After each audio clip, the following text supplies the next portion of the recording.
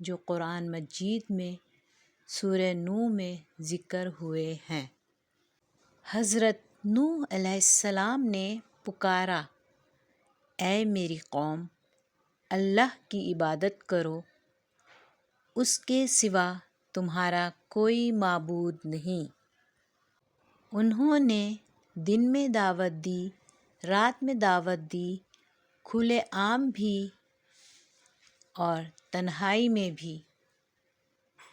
950 سال، یہ صرف ایک عدد نہیں، یہ صبر کی انتہا ہے۔